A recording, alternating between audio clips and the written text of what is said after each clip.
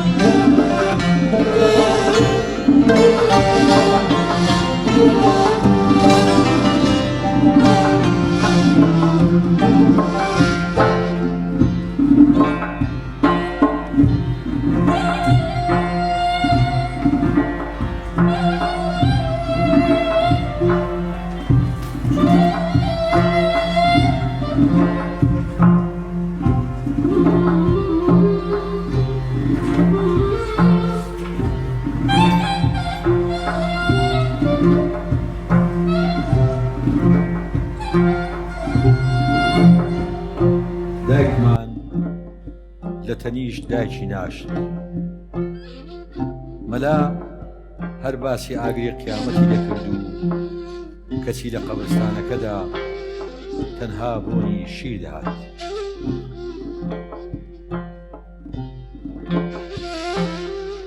ڕۆژ نییە لەم گەردوونە کۆمەڵە خۆری تر نەدۆزنەوە. ئەی نەمدەگوت ئەو بەردە بچووکانەی لە پێڵاوی باوکمدا بوون کە لە کرێکاریدا دەگەڕایەوە، ڕۆژێک لە ڕۆژان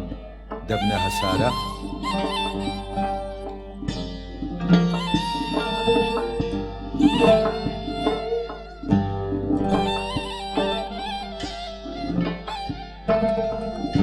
باپیرەم جەمەدانیەکەی تون دەبەست، دەوایە لەو کاتەوە تێبگەم ڕەشەبای ژیان هەمیشە یاری بەسەر دەکات. دەڵێن کە کەسێک تازە دەمرێت، مردۆ کۆنەکان بۆ هەواڵپرسینی ئێمە سەردانی دەکەن. دوێنێ ناسایەکمان ناشت. خەمی ئەوەمە ئێستا باوکم لەو دنیا بۆی گەڕاوەتەوە، ئەو چیرۆشی نوحەی بۆ لافا و فێری کردین لە وڵاتە بەشی پەڕینەوە لە جۆگەلەیەک ناکە.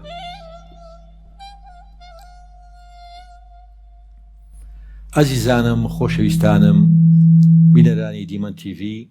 خۆشحاڵم جارێک تریش لە بەرنامەی مۆمی بەرهەتاو بە ئێوەی خۆشەویست دەگەمەوە. ئەم ئەڵقانەی ئەم مانگە بەڕاستی زۆر تایبەت دەبێ،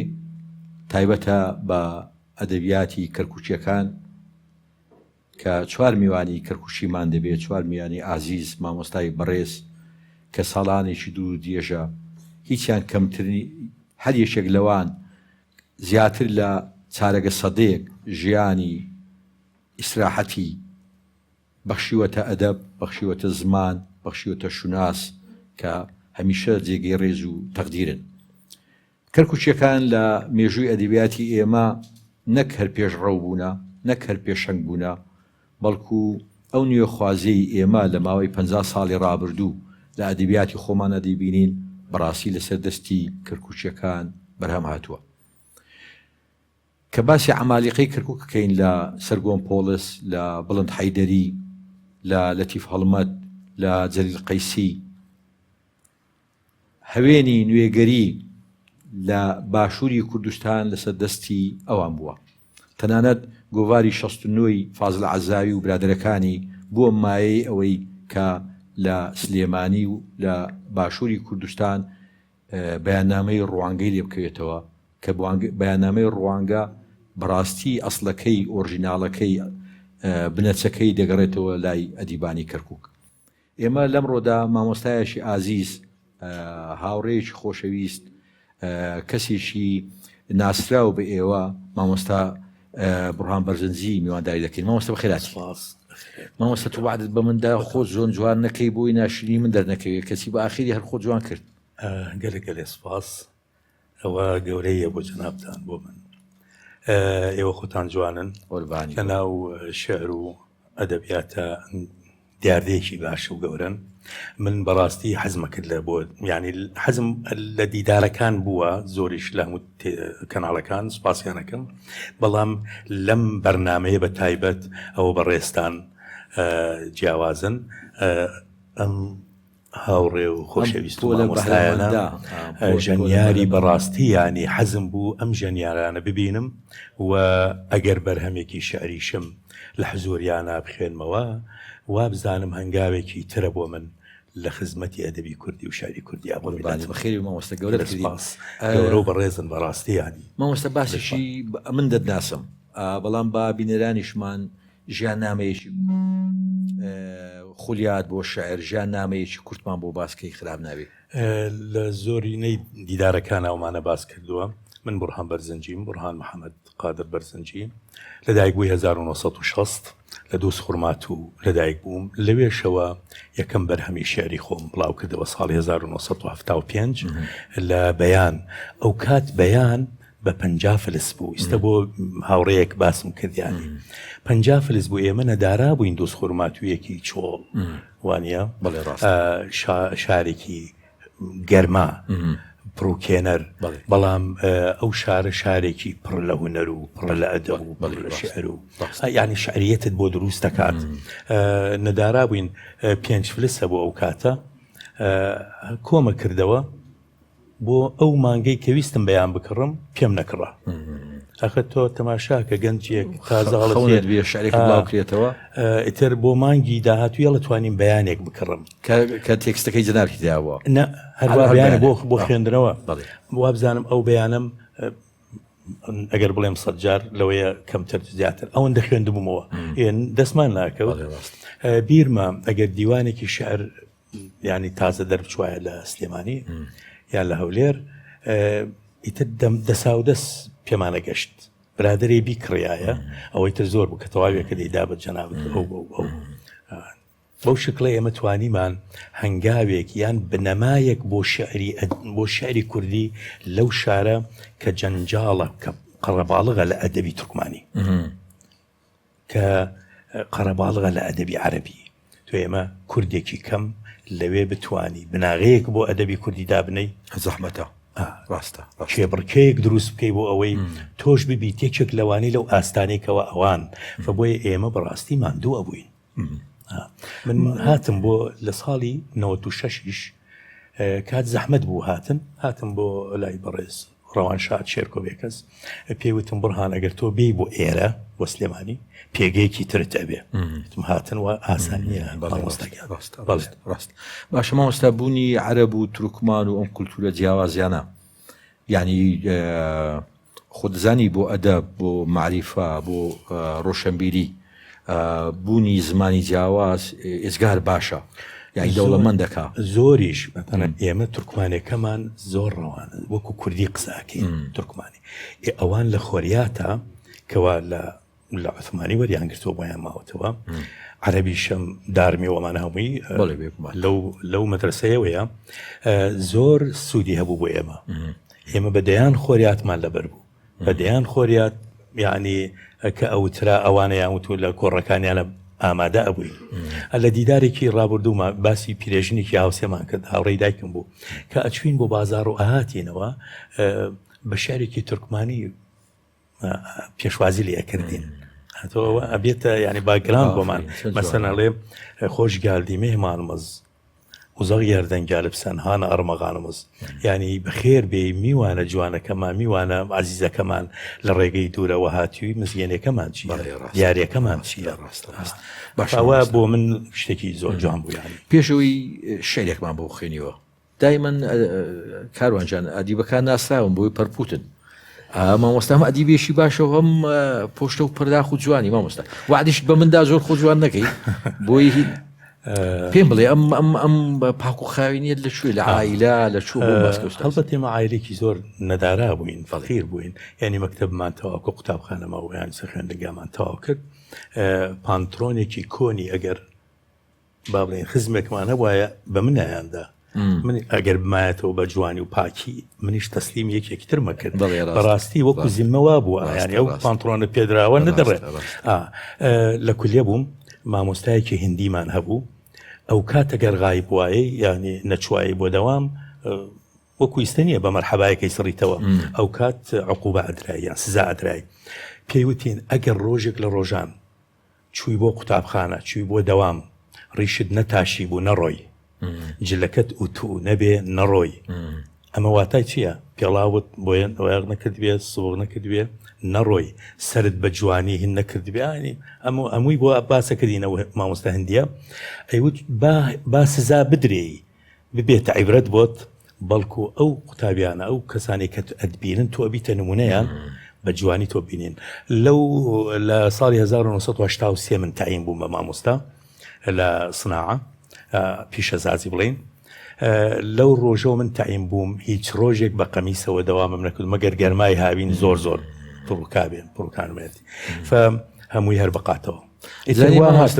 چل ساڵە تقریبا من ئەو نمونەیەم بۆیە حەزم لێ و باسیکەی بۆیە گەنجەکانی ئێستا بزان ئێوە لە چ بارودۆخێکە خەریکی ئەدەب بوونە لە چ بارودۆخێکە کتێبتان خوێندۆتەوە دەستەکان خۆشی مامۆستا زەحمەتیمان نەبینی ئێمە ینی بۆ نمونەش دەڤەری لای ئێمە کەرکووک بەرەو خوار قەدەغەییەک هەبوو لە ئاڵ و گۆڕێت تا دیوانێکی شاعری پێیچینە بۆ بەترسەوە لەوانەیە لێرە دیوانی شاعرت بخوێندایەوە کتێبێکی و ئاسایی بووایە بەڵام بۆ ئێمە زۆر دەی مامۆستا شعرێکمان بۆ بخوێنەوە بە یارمەتی برادرانم کاکاران و هاوڕێیان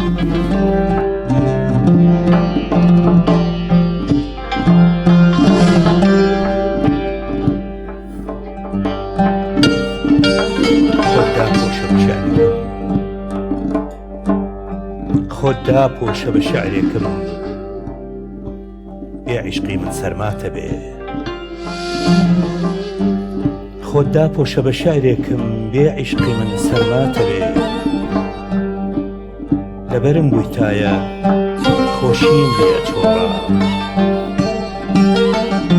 ئەبووم بە جوانترین شعر و دەرەختی بەرماڵتان ناخۆشیەکانی بۆ کسکەداین تۆ منت وەکو کەمانجە بژەنایە چه ئاوازێک ڕووی لە گۆرانی ژیانمانە کرد منت لە تەسکەرەی باخەڵ تا بشاردایەتەوە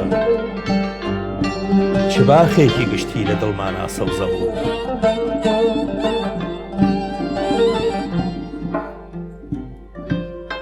منت لە تەسکەرەی باخەڵ تا بشاردایەتەوە چی باخێکی گشتی لە دڵمانە سەوزە بوو خۆشی وایە لەوەتەی تۆ ئەپۆشم کەس شعرێکی نەخوازەڵا بەڕووتی نەبینیوم لەوەتەی خۆشی لەبەرەکەم شەقامێکم شعر پیاسەم لەگەڵەکە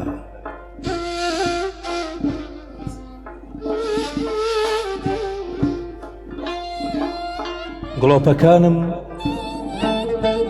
لەگەڵ ڕۆژ هاوڕێن لەوەتەی جلی نەتەوەی ئەم عشقت ئەپۆشم خۆشی ئەنۆشم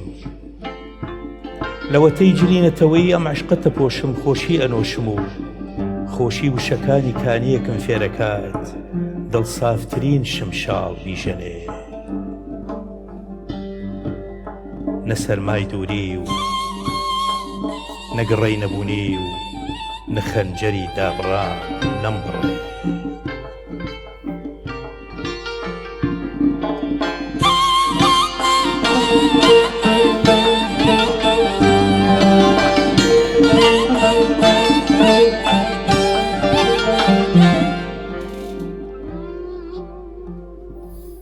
دەستان خۆش دەست خۆش مامۆستاجان دەست خۆش مامۆستا بڕوان دەست خۆش کاروان هەواڵان مامۆستا سەبارەت بە ئێستایی ڕووناکبیری کەرکووک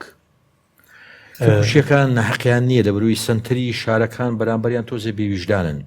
ینی سنتری سەقافی هەولێرێ سندەقی سەقافی سلێمانی یعنی ئەوەندەی دەبینی مەسەلەن ئەو سنتەرانە لە ڕووی ڕۆشنبیریەوە پێشەکەون کەرکووشی و بەهرەی کەرکووشی ئەوەندە احتیمامی پێ نادرێ قسەی ڕاستە لەوانەیە ئەگەر داوای معزرەت بکەم وەڵامی ئەم پرسیارە نەدەمەوە باشتر بۆ من. شنێک بڵێن دڕەقی هەبێ لەلایەن وەزارەتی ڕۆشنبیریەوە یان ئەو سنتەرانی پەیوەندیداران بە ڕۆشنبیریەوە ئەوەندەش خەتای خۆمانیتایە. قسەکان زۆرن لەوانەیە چۆن باسکەم ئازارم بەرکەوێ بە ئەگەر لەمە بمبوریت ئاساییە. باشە مامۆستا ئێستای شەعری کردکوچەکان چۆن دەبینی؟ زان شاعر خوا پێداوێکی داوەتە شاعر پێویستی بە هیچ حیزبێ نەبێ. من شاعرم خۆ نالی هیچ حیزبێکی نە. بەڵێ ڕاستە نالیە. من کە ئەنووسم شعرە نووسم خۆم و خەیاڵ و بەرهەم و بەهرەی خۆم بۆم دێ و ئەینووسم وحێکی تایبەتی خۆمە ئەینووسم طقوسی تایبەتی خۆمە یعنی پێویستم بە کەس نییە یارمەتیمدا خۆم و قەڵەم و مێشکم. لەوانەیە بۆ گۆرانی بێژێک وانە بێت چکە پێویستی بە مۆسیقاژەنەکان هەیە وانە بە ئامێر هەیە بەڵام شاعر وادیە فبۆیە ئەگەر بێت و نووسەران شانازی بە شاعیرەکانیانەوە بکەن سەرکەوتون. ئەمما ئەگەر شاعر خۆی شانازی بە نووسەرانەوە بکات هەردووکیان هیچن تەواوە بن. نمونە زۆرە ینی من ئەڵێم نالی یەکێتی نووسەرانی نەبوو بەڵام شاعر بوو. مەولەوی یەکێتی نووسەرانی نەبوو. مەولەوی ئازارە درا خۆ فەقێ قادری کۆیی حاجی قادری کۆیی وانە ئەی نالی ئێمە بابێنە سەر نالی کێ ڕەتانی دوکاندارەکان نیان ڕەتان شاعرە وردەکان من ئێستا ناویان نا لە دیدارێکە ناویان نا مرتەزەقا لە شەڕەکانە مرتەزەقا خۆفرۆش دروستە بێ. ئەم خۆفرۆشتە دێ خۆیەدا بەکوشت بمرێ لە کیسەی خۆی چووە بباتەوە سەرکەوتن بەدەست بێنێ بۆ خۆی نییە بۆ جەماعەتێکی ترە. ئەمانە ئێستەواکەن وردە شاعر ڕێگە بە بورهان بەرزنجیە گرن لە دیدارێکە ئەو دەجار دێ بورهان بەرزنجی لەوەی جارێ بێ لە دیدارێکە کاک تەڵعەت تاهر یەک جار دەرکەوێ مۆڵەت بدرێ ئەو دەجار دەرەکەوێ. فبۆیە ئەوانەش شاعری بەتوانە خاوەن هەستی خۆی تایبەت بە خۆی شاعریەتی تیابێت ماستا و چی بێ شعرەکەی ڕوات وانە ئێمە دەیان شاعری ڕووس هەبوون لەو هۆڵە دەرکران بەڵام ئێستا ناوی هۆڵەکە بەناو ئەوانەوە ئێمە نالی دەرکرا بەڵام ئێستا دەیان جادە و بانمان و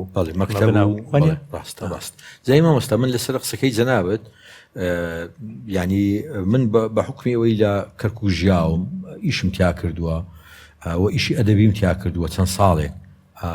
مەسەلەن لە فێستیڤالەکان لە کۆنفرانسەکان ناو باشەکانی کەرک نابینم. ئەوە ئەی بۆی وتم بە من ئەگەر عەفوو بکرێم وەڵام نەدەمەوە بەڵام هەر زیرەکی جەنابەت کەم ڕامانی کێشێ بۆڵام پێم ناڵێ ئەو فیستیڤاڵانەی کە ئەکرێت بە ئامارێکی جوان بکرێ بزانێت چێن ئەوانی بەشدارە بن معقولە ئەم 4 کەسە ئەم 5 کەسە بەڵێ دووبارە بنەوە قسەش بکەی ئەڵێن ئەوە داوای هاتنی فیستیڤاڵەکات. من بۆ جەنابتم جارێکیان باس کرد دم کاکە من لە 2004 لە فیستیڤالی گەلاوێژ بەشدار بووم ئێستا چەنە 22 چەند ساڵە ینی تۆ 18 ساڵ شاعرێکی دەڤەری تووسخورماتۆخ من بمفتێنێتەوە ینی ناڵێم خۆم مەدەحکەم بەڵام بورهان بەرزنجی ناوێکە لە ناوەکان تۆ ئەبێ ئەوە بێنیت لەگەڵەوە شام گەنج بێنی بەڵام نەک تکرار بوونەوە 18 ساڵ تۆ بۆ پرسیارە ئایا ئەوانەی گەلاوێش کەم تەرخەمن کەس نابینن تەنها هۆڵەکەی خۆیان ئایا ئەوانەی با بڵێن هەولێر ئەیانە ئەوانەی دهۆک ئەو تایبەتمیاندا ئەدێنە مەسەلەن بۆ نمونە فیستیڤاڵی شیعرە تۆ چیرۆکنۆز بۆ بی وایە بۆ ڕۆمانز بۆ بی کە چیرۆک فیستیڤالی چیرۆکە تۆ من بۆ ئەبێ شاعر بۆ دەبێ ڕاست ئەمان پرسیارم دەی مامۆستا با تێکستیشتر بخەینەوە.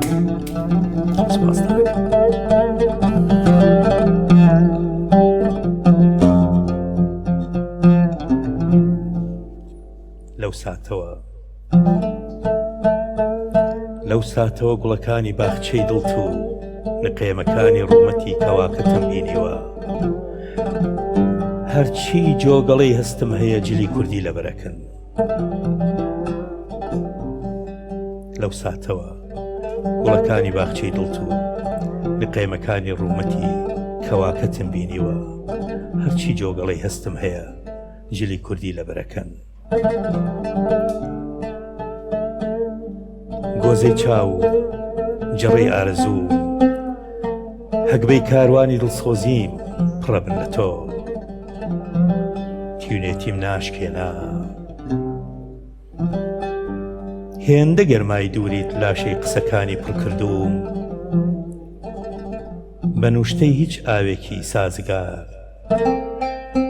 بە نزای هیچ درەختێکی دەروێش چاک نابێتەوە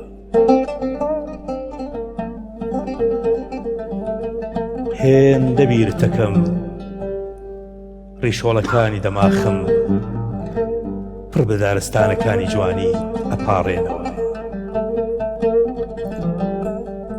لەسەر تێلی سەرجادەکانی هاتنەوەت ئێشک ئەگرن شارەکانم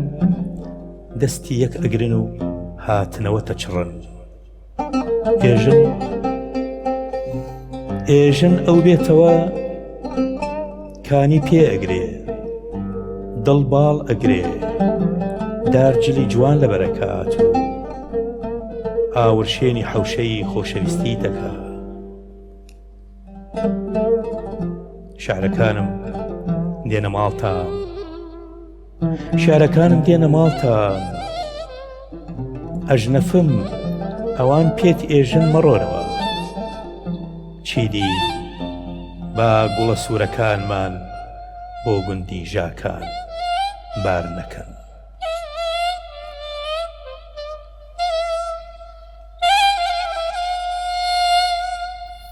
دەستان خۆش دەست خۆش کاکاروان ساخ ئازیزانم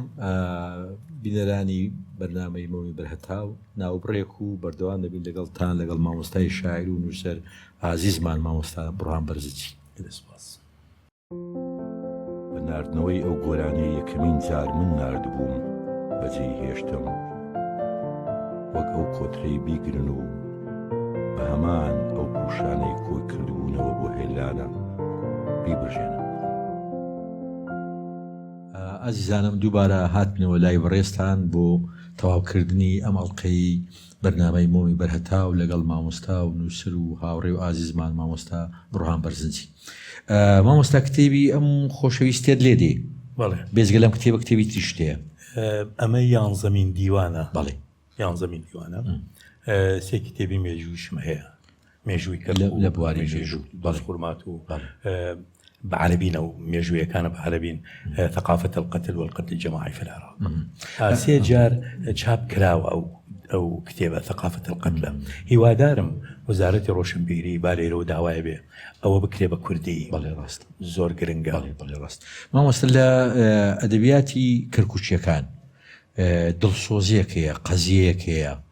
يعني هزدا كم أديبي كركوك خاوان قضية. قضية إنساني قضية وجود قضية انتماء قضية سلماندني شناس يعني مثلا كركوشيكان مثلا أدبي كركوشيكان دخوينيوا هزدكي مثلا زمانيان باراوتر لبروي زمانكان لجل هالرشاد بوا بوي همش حوليان داوا زمانيان باراوتر بي أو قضية تو وكو الشعر خوتو ياوراند يا خوتو هاولاند برواتان بيه كركوك لەوانەیە ئازارەکانی زەقتر بێتە شارەکانی تری کوردستان خۆ ئازار هەیە لە شارەکانی کوردستان لە دێ و شارەکانیشمانە ئازاری بەڵام هی کەرکووک زیاتر زەقە و زیاتری شایانی با بڵێن ڕاستە و خۆیە ئەنجام شاعری ڕاستەقینە ناسکە بێ دڵی ناسکە بێ دڵی پڕی خۆشەویستی تۆ هەر یەکی ئازارێ بکێشێ ئازار بدرێ گریانێکە بێ ڕاکردنیەکە بێ ماڵوێرانکردنی هەبێ ئەمانە بنە ئازار بۆ شاعر شاعریش ئەگەر خاوەن قەزیە نەبێت هیچ وەختی خۆی بە شاعردان نەنات و جێپەنجەشی دیار نادا لەسەر ئەدەبی کوردی من خۆم ئەوەندەی سۆز ئاواز لە ناو شعرەکانمە ئەبینرێت واتە دڵی خۆم ئەنووسمەوە من ئەو وڵاتە دڵی تۆیە ئەو ژنە دڵی تۆیە ئەو خۆشەویستە دڵی تۆیە ئێمە بمانەوێ نەمانێ زۆرترین سمبڵمان ئێستا ئەوانی وا لەسەر نیشتیمانە نووسن وایان کردووە شیعارات ئەنووسن شیعارات هیچ کاتێک نابێتە شعر. تۆ محمود دەرویش لە زۆر جارە لە زۆر جێگە طبعا ئەو شاعرێکی بەرز و گەورەی عەرەبیە ڕەخنەی بەرەکەوێ ئەڵێن ئەمانەی نووسی وەمە شیعاراتە وانە چکە گەرێ بمە بێت و لە شیعارات دەرچین ئەبینە شاعر چکە شاعر هیچ کات شیعارات نییە. فبۆیە زبانێک هەڵەبژێرم من لە بەمەوە سێمین دیوان ئێستا ئینشاءڵڵا دیوانێکی نوێم بەدەسەوەیە نامەوێت ناوی بڵێم چکە بەڕاستیش ناو هەڵبژاردننی ناو تۆزێک قورسە زبانێکی تایبەتیم بەکارێناوە زبانی ئاخاوتنی من و تۆ وەکو گۆران چۆن ئەو ئینەی کردووە لە دووەم هەنگاوا چمە ناو زبانی شعریەت وەکو ئەم شعرانم خوێندەوە پێوە دیارە ڕاست دەستەکان خۆشمەوە وەستە با ئێمە تێکستی تر بخۆینەوە.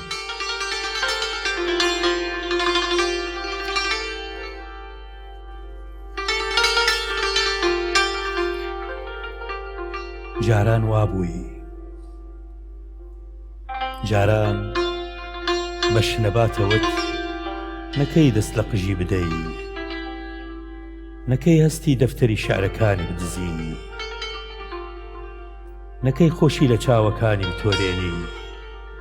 جاران وابووی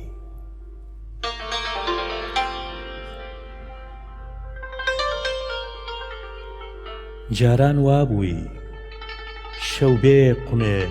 ئاوی دیداری شەو بێ قومێ ئاوی دیدارم ناخەوتی بێماچی ڕوومەتی شعرم لێفەی دابڕانت بەسەر جەستەی ڕۆژگاردا نائەدا جاران وابووی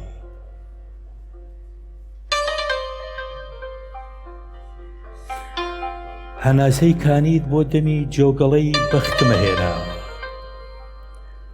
پەڕی باڵی چۆلەکەی دڵمت بۆ ساتێکیش نەئەکرد و بربەستت بۆ هەڵفڕینی ناو باخانی ئامێزت بۆ دانە ئەدا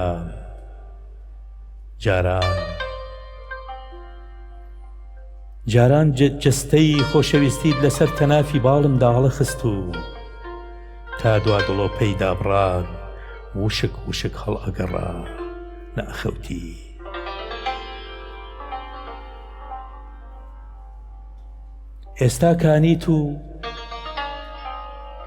ئێستا کانیت گۆزەی بەختم ئەخینچێنێ و هاوی ژیانم ڕاوەنێ تۆش داری باخی ئەبینم هەڵە پاچی لە تەنووری نەهامەتی بۆ کولێرێ پێکەنین ئەم سووتێنی لە تەنووری نەهامەتی بۆ کولێرێ پێکەنین ئەم سووتێنی تۆ پرسیارێ لە خامە و کاغەزت بکە چەند جار بە گیرفانی بەتاڵەوە پۆستت کردو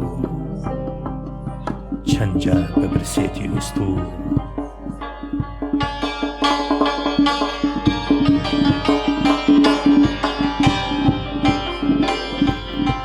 کوا وەک جاران وەک ئاو بە دوای بێڵم دێ و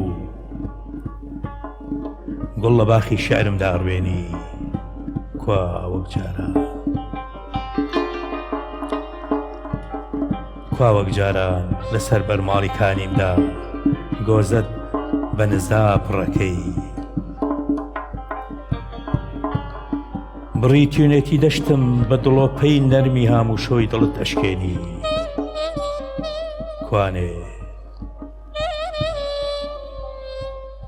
کوانێ نساری حەسرەتم بە دانیشتنێ تێرەکەی نەگوێ بۆ چڕینی یادەوەری مەگریت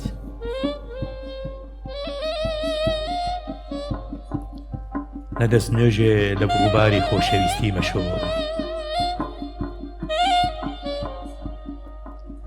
نەوەک جاران ماڵی حەزم لە بانگ و سەڵای میوانداری پڕپڕەکەی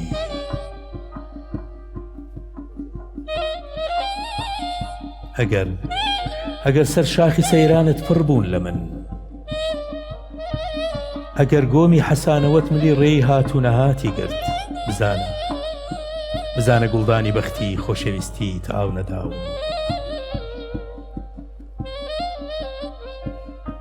ئەو گوڵانی بۆ گیریوەی هاتنی تۆ هەڵەپەڕین ناچن بۆ باخ ئەو گوڵانی بۆ گیریوەی هاتنی تۆ هەڵەپەڕین ناچن بۆ باخ بۆ پرۆڤەی چڕین ناچن بۆ مژینی شیلەی دیمانەیەکی تر چاوەڕوانن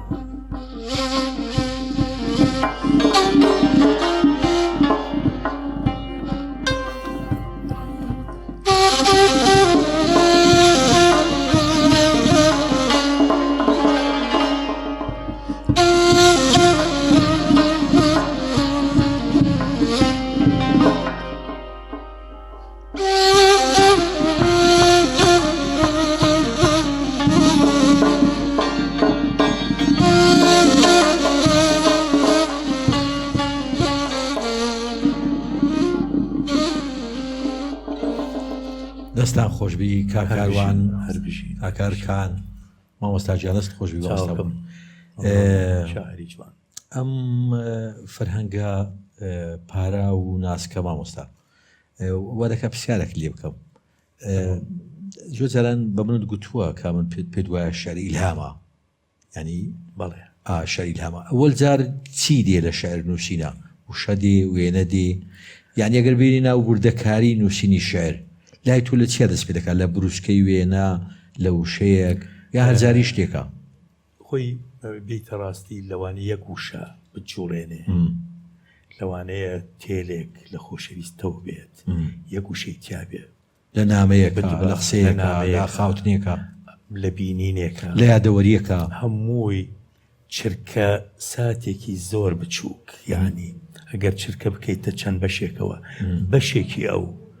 ئەو شە جوانەی لەوە دێ ئەو دیمانی لەوە دێ ئەو نامەی لەوە دێ ئاخر خۆشەویستی بە هەموو کەس ناکرێ باجی قورسە باجی قورسە تۆ وەلی دێوانە ببینە ینی گەنجێک کچێکی خۆشوی زۆر ئاسایە تا ئێستا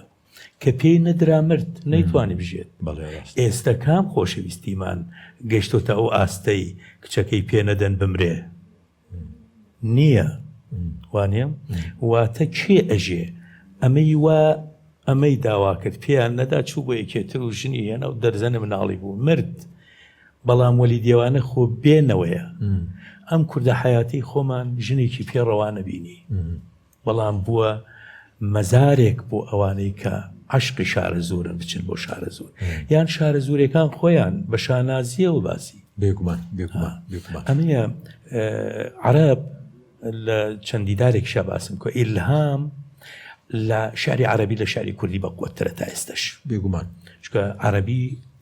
حەزارەتیان نییە شیفاهیە بە زبان هاتووە زارەکیە فەرەزدەق و جەریریانێ گەورەترین شاعری زەمەنی عەباسیەکانن کە لە یەکتری ئەبەنەوە ئەوم بەوەڵێ ئێمە لە کەلتوری ئیسلام هاتووە بۆ پیاو یەک بەش و بۆ ئەوان نیو بەش بڵێن دوو بەش بۆ ئەم و بەشێ بۆ ئەوە ئەو پێڵێ کانە شەیطانه ئونثا و شەیطانی ذەکەر شەیتانەکەی ئەو کەوا ئەوان ناویان نابوو شەیتان شعری بۆ دێنێ شەیتانەکەی ئەو مێ بووە شێژتانەکەی من نێر بووە لێم بردۆتەوە ئەمە هەنگاوێکە زۆر ئاشکرا دەواازەیەکە دەرگایەکە کرێتەوە بەڕووی ئەو شاعرێکە بڵێ من شاعرم ینی من بە ئیلهامە نووسم ڕاستە خوێندنەوەی تۆوات لێکە تەکنیکی نووسینەکەت جوان بێ بەڵام ئەگەر سەرەتا ئەو ئیلهامت بۆ نەیە ناتوانانی بنووسیم جەواهری ئەڵێ من زۆر جار شعرم بۆ هاتووە وام کردووە هیچ قەڵەم و قاغزێکم پێ نەبەت تەنها پاکەتی جگەرم پێ بووە نووسیومە تۆ تەماشاکە لە کوردی خۆمانە ئەمە ڕووی داوە شێخ عەبدوڕەحمانی شۆرجێ هەیە شێخ عەبدوڕەحمانی شۆرجێ بەرنوێژەکە پێشەوەی بڵێ ئەڵڵاهو ئەکبەر خۆ جەماعەت لە دوایە وەستاون بەڵێ شێعری بۆ دێ بە جەماعەتە لە یەک تۆزێ ڕاوەستن قەڵەم و قاغزی پێ بووە نووسیوێتی یەکەم بیتی تر ئەوەکانی تر خۆت دێ تۆ شاعری جەنابەت شاعرێکی گەورەی کوردستانی لە خۆ تۆ ناتوانانی بنووسیت ئەنووسیت شعرێکی کرچووکاڵ بێڕوح بەڵام کوا شعرێ بنووسی گەنجێ بیخوێنێتەوە بڵێ بۆ منە ژنێ بیخوێنێتەوە بڵێ بۆ منە پیرێ بیخوێنێتەوە بۆ منە ینی بۆ یاڵێم ئیلهام ئەم جارە خوێندنەوە شعری پوختە و جوانت بۆ دەرەچێت. قوربانی بم مامۆستاجان. ئێمە خەریکە دەگەینە کۆتایی بەرنامەکە. ئەمڕۆ جەنابەت گەورەت کردین، دڵخۆشین بە هاتنت، دڵخۆشین بە هەبوونت. دەمانەوێت تێکستێکمان بۆ بخوێنیەوە، دواتر کاکە کاروانی نەی ئازیزمان ئیتر بە گۆرانیەک کۆتایی بە بەرنامەکە دێنێ. من بە ئیزنی ئێوە خواحافزینی لە بینێران دەکەم و مایکەکە تەسلیمی ئێوە دەکەم. ئەزیزانم خۆشەویستانم لە دیمەن TV بەم جۆرە دەگەینە کۆتایی ئەم ئەڵلقەیە ئەم جارەش لە بەرنامەی مومی بەرهەتاو بە میوانداری هاوڕێمان برای گەورەمان ئازیزمان مامۆستا بڕۆحان بەرزنجی کامڕۆ گەورەی کردین. سوپاس بۆ ئێوەی بەڕێز، سوپاس بۆ هاتنی مامۆستا بە شەرێکی مامۆستا بڕۆحان بەرزنجی و گۆرانیەشی هونەرمەندی بەتوانە هاوڕێم کاکە کاروانی نەی کۆتایی بم بەرنامەیە دێنین تا بێگەیشتنەوەیش تر بە سەرفراز بن. خواتان لەگەڵ.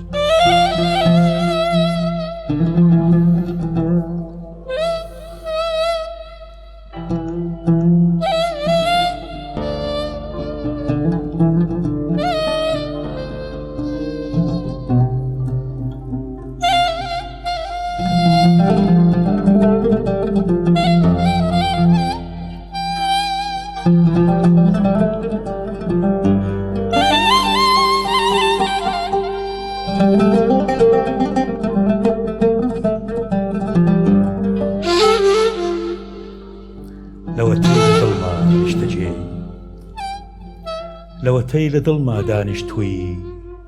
ناچیتە دەرەوە، پیاسە لە بەختی هیچ کەسێکی تردا ناکەی گۆشتن بووی. لەوەتەی لە دڵما دانیشتووی ناچیتە دەرەوە، پیاسە لە بەختی هیچ کەسێکی تردا ناکەی گۆشتن بووی. ئیتر گەربانگم کردی قەڵەوگیان زویر نەبیت.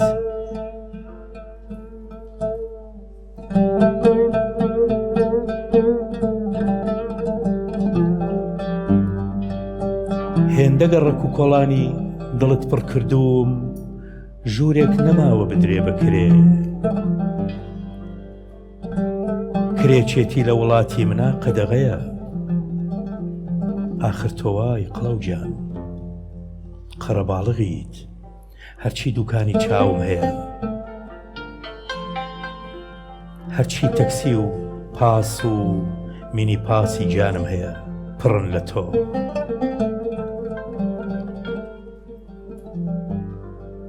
ژوور نەماوە لە هیچ ئوتێلێکی دڵ و دەنونیشما. خۆشەویستیت وەک گەڵای بەهارانی وڵاتی من گەنج گەنجە،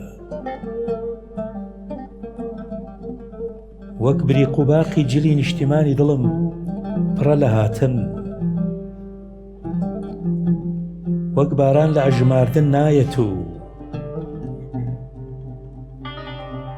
جلەکانی هەرچی قسەم هەیە تەڕ دەکات. وەک باران لە ئەژماردن نایەت و جلەکانی هەرچی قسەم هەیە تەڕ دەکات. وەک ئاگری بێ ئامان خەرمانی ئارەزوو مەبات.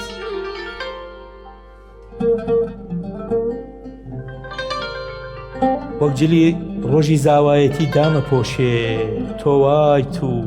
منیش بۆتە بم بە مزگەوت و بانخوازێ. بانگتەکەم بیت و نوێژە بارانەی ئەم سۆزەماندا بەستی.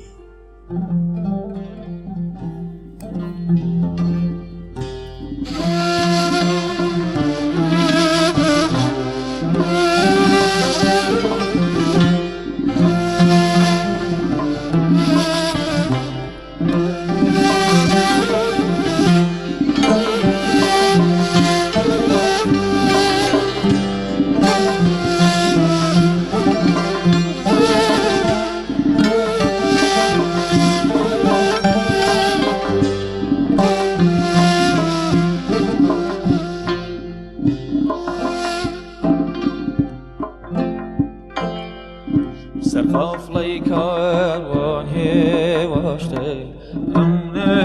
جێماوە لە دوای ئەو کۆچەی لەیلایە چاو پێر خێراوە سەرقافڵەی کاروان هێواشتە ئەم نێر جێماوە لە دوای ئەو کۆچەی لەیلایە چاو پێر خێراوە سەیری ڕەنگی شێواوە ڕەنجی بەبادراوە های سەیری ڕەنگی شێواوە ڕەنجی بەبادراوە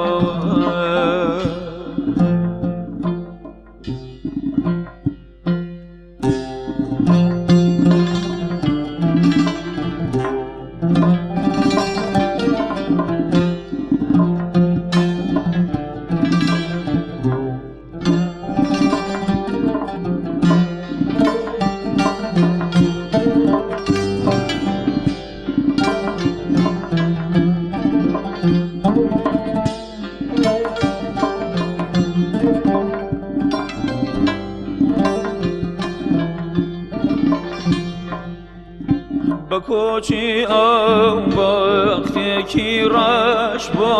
تا نەسیبم بە دەردی دڵدا ناڵێنم بۆ چوو تەبیبم تۆزی پەی سواران دانیشێ لایە سۆمەی چاو مەجوونە سایە دەبیبم لایە خێڵ جێماوە سەیری ڕەنگی شێواوە ڕەنجی بەبادراوە های سەیری ڕەنگی شێواوە ڕەنجی بەبادراوە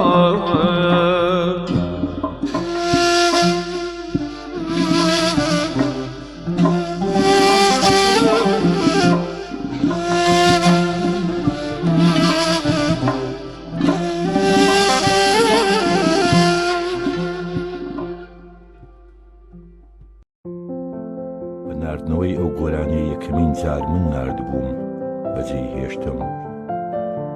وەک ئەو کۆترەی بیگرن و بە هەمان ئەو پوشانەی کۆی کردبوونەوە بۆ هێلانە بیبژێنە